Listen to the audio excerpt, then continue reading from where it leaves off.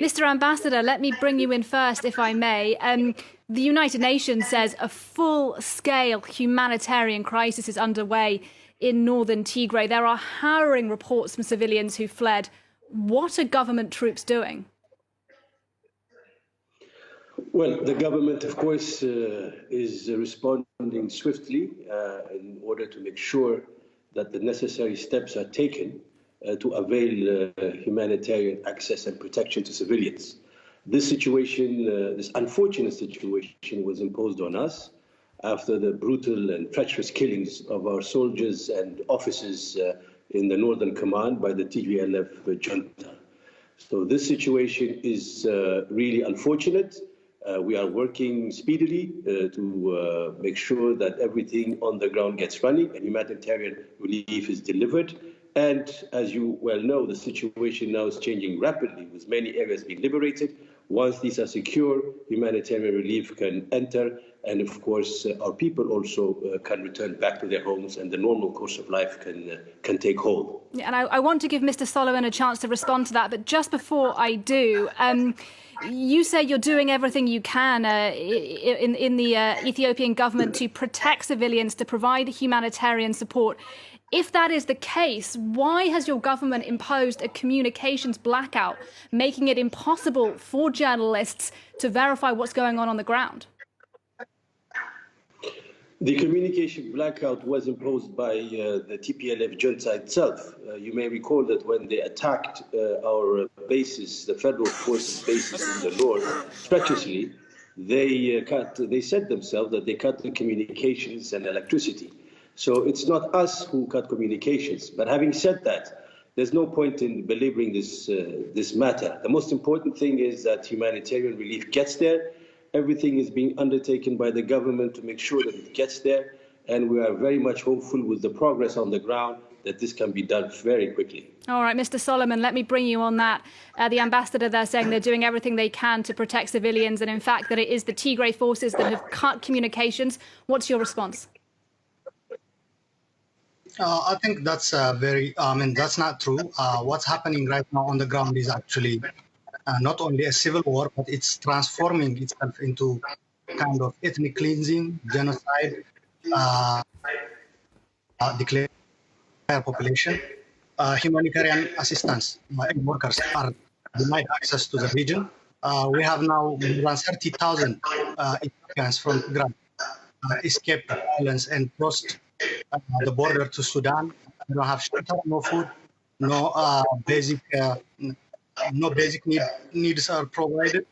So it's really difficult. A Nobel Peace Prize winner, dictator in Ethiopia, unelected since October 5, 2020, is now leading his country to, kind of a civil war.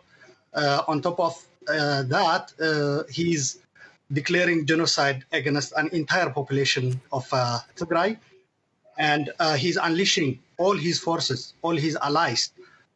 He has the Amhara militia, the Amhara special force. He actually also has the Eritrean government support and drone attacks from the United Arab Emirates.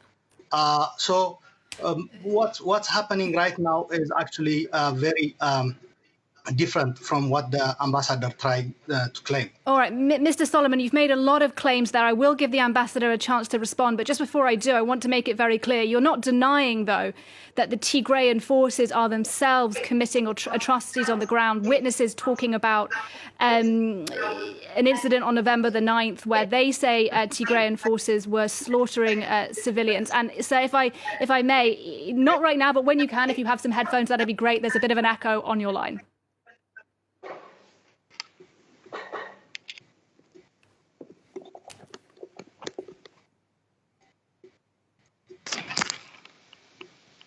Right.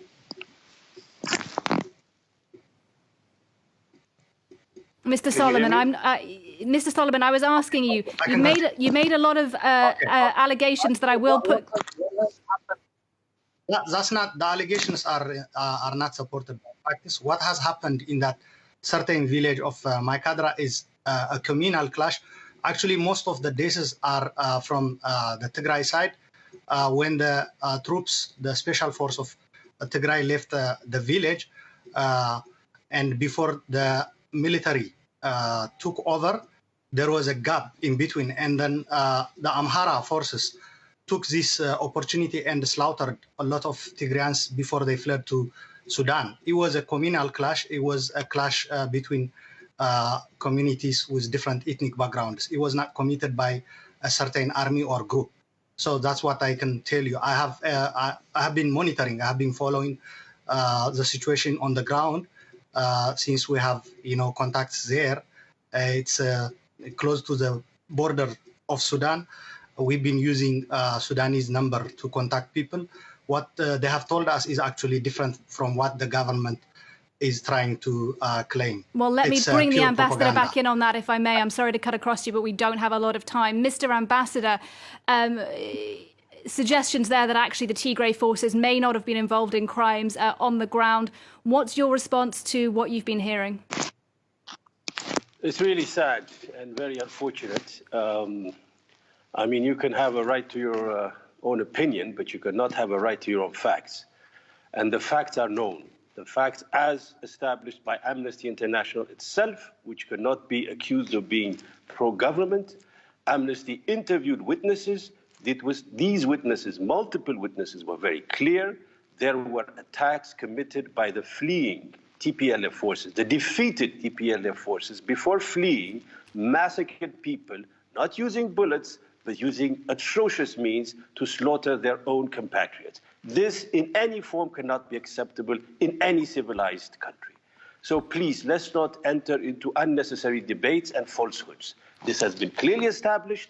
It will be investigated, and believe me, it will also be prosecuted, and those responsible will be brought in front of a court of law. This cannot be acceptable in any case. Mr. Ambassador, though, let me ask you a little bit about the blocking of roads inside the Tigray region. I know you've already said that there are plans to bring in food for those in need, but at the moment, why is food and medicine being prevented from getting into the region? I understand borders there have been closed since the 4th of November.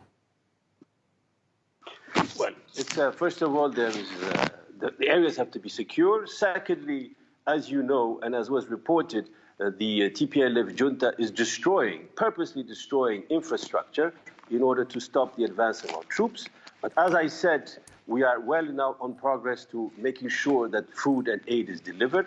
That will be delivered very quickly. And as the situation stabilizes, and especially as the operations winds up, which we believe will wind up in a couple of days, things will get back to normal. A couple of days, does that strike you as a realistic timeline, Mr. Solomon, based on the people that you are able to speak to on the ground? Actually, first I want to comment on what the ambassador was trying to claim. That's also very false. But actually, our witnessing is a genocide declared on entire population. He was telling us that the people in Tigray are not denied access to aid, but that's not true. What we have actually are trying to get information from the capital Addis. Tigrayan, ethnic Tigrayans are expelled from all federal offices. They are expelled from civil aviation. They are expelled from security and intelligence. They are ethnically targeted, profiled. They are, the government has been also seeking, expulsion of ethnic Tigrayans from different UN agencies, including the WFP. On top of this, now it's almost becoming very difficult to live in the country in Ethiopia as a Tigrayan. You are not allowed. If you are a Tigrayan, you are not allowed to live in the country. We have more than 51,000 civilians arrested in Addis and surrounding. So what the ambassador was trying to do is actually a propaganda mission that has been given by the government to all of the diplomats. All right, Mr. Solomon, if I may, you've made that allegation that genocide is already being committed in the Tigray region. Can I ask you very straightforwardly, though, given that the communications have been cut, whether that is by the Tigrayan forces or by the government forces. How are you able to make an allegation of genocide if we're not able to speak to people on the ground? Well, we have people who have fled Ethiopia, to the Tigray region. They crossed border to Sudan. We have communication with these people. They are using Sudanese number, and we are also trying to use, we are trying to collect information from journalists, from the international media, that an entire population is choked up and denied any access to humanitarian assistance. That tells you a lot. So regarding the disconnection of telephone and internet, actually this scenario is not a new. This phenomena is not a new practice with regard to the federal government. It had disconnected internet telecom service in previous times. For example, if you remember, following the assassination of the famed Oromo artist Hachalu Hundessa, the entire nation was disconnected from telecom internet service. Now we have telecom, phone service, and electricity disconnected. These all services are provided by the federal government, but now Tigray is not receiving all these services. All right, well, let me bring the ambassador back in on that. I'll give you a chance to respond to that, Mr. Ambassador, but I also want to ask you, as we don't have a lot of time left, you are the official representative of the Ethiopian government here in France. Abiy Ahmed, your prime minister, has been much celebrated on the international stage in the last year. He was awarded the Nobel Prize for Peace. Is Ethiopia's image on the world stage about to change, and significantly for the worse? I don't think so. I think, to the contrary, Ethiopia's image and the Prime Minister's image will be greatly enhanced once this operation is over. You have to understand what took place in Ethiopia on November 5th. What took place in Ethiopia is basically an act of murder against people who were not expecting it, some of them in their sleep. What would a French citizen say, madam, if you had people attacking a French police station, seizing the weapon, killing the policemen inside? Would you call for a negotiation with those who are the assailants? I don't think so. Well, so really, we have to be very reasonable and very, very... Well, let me finish. I let Mr. Alula finish.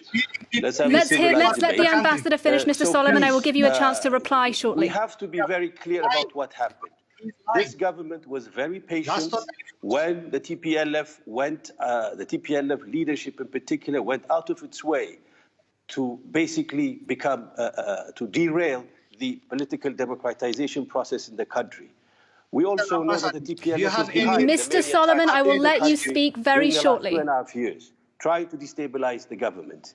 All that the government tolerated. But a red line, a big red line, was crossed when they came out and killed cold-blooded killings of people who were there to protect the region, who were there to protect the country's sovereignty. All right, this is unacceptable. Mr. Ambassador, by any means. thank you very much and indeed. We are running out of time. Know that because you also hold in high regard your own military. I want to give Mr. Solomon a chance to respond because we don't have a lot of time.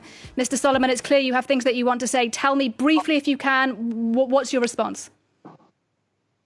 Okay, the ambassador cannot justify the killings in different parts of the country. It's not only in Tigray. People are killed. Even recently, 2 days ago, 7 people are killed in Wolaga, in the Oromia region. The military, the army have been killing civilians in every part of the country under the name of special command posts. So he cannot justify army attack for, civil war, for unleashing the force on entire population, committing genocide on entire population. You cannot bring army attack as a justification for all these atrocities that have been committed by dictator Abiy across all Mr. parts Alula Solomon, thank you very much indeed. Mr. Ambassador Henok Teferra, thank you very much as well. We are unfortunately going to have to leave it there. Clearly, there's a lot to still discuss.